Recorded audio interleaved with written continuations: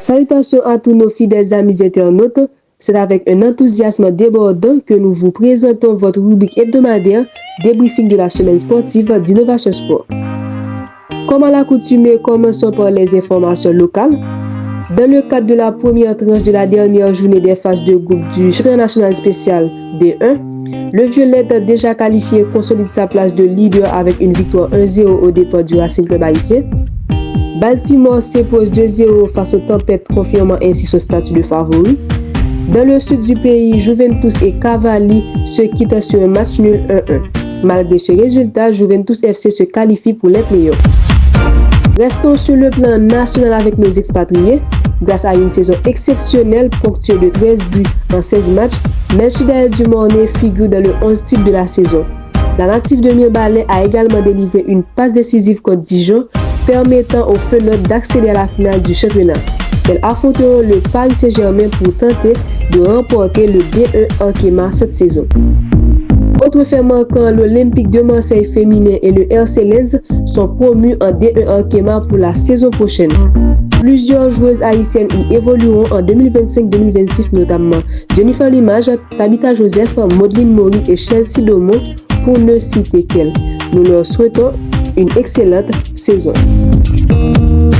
Passons maintenant à l'échelle internationale pour évoquer les trois grandes compétitions continentales. En Ligue des Champions, dans une série folle remplie de suspense et d'émotion, le FC Barcelone s'est fait éliminer par une brillante équipe de l'Inter Milan. De son côté, le Paris Saint-Germain a fait le travail et disputera la finale à Munich le 31 mai prochain. En Ligue Europa, ce sera une finale 100% anglaise entre Manchester United et Tottenham. Malgré leur saison compliquée en Première Ligue, l'une des deux jouera la Ligue des Champions la saison prochaine. Réponse à venir le 21 mai 2025. En Conférence Ligue, grande première pour un club espagnol, le Real Betis Séville atteint la finale et affrontera les Blues de Chelsea le 28 mai prochain. Faisons un tour d'horizon des 5 grands championnats européens. En Allemagne, il n'y a plus de suspense, le Bayern Munich est déjà sacré champion. A noté toutefois la belle remontée du Borussia Dortmund qui enchaîne les victoires et revient à un point des places qualificatives pour la Ligue des Champions.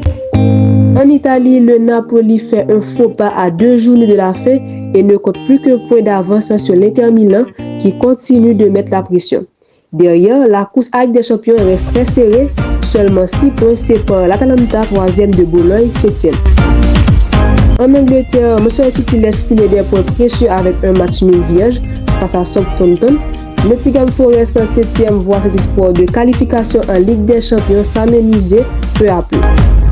En France, Marseille et Monaco assurent leur qualification pour la Ligue des Champions. En Espagne, dans un classico spectaculaire, le Real Madrid s'incline 4-3 malgré un triplé de Kylian Mbappé. Les Catalans signent un 10/10 contre les Merengues cette saison avec 4 victoires en autant de rencontres. Les hommes de Hans-Dieter Flick pourront être sacrés champions dès la semaine prochaine en cas de victoire contre l'Espagnol de Barcelone.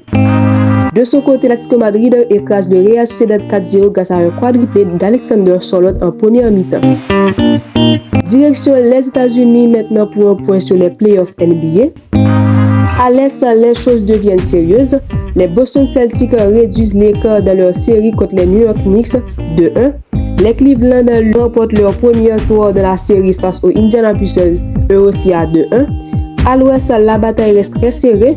Les Denver Nuggets et Oklahoma City Thunder sont à égalité après une victoire 92-87 des coéquipiers de Shai Gilgeous-Alexander. Dans l'autre duel, les Minnesota Timberwolves prennent l'avantage de 1 face aux Golden State Warriors. C'est ainsi que s'achève notre édition de la semaine. Merci de nous avoir suivis. C'était Eshka Jebatz à la présentation.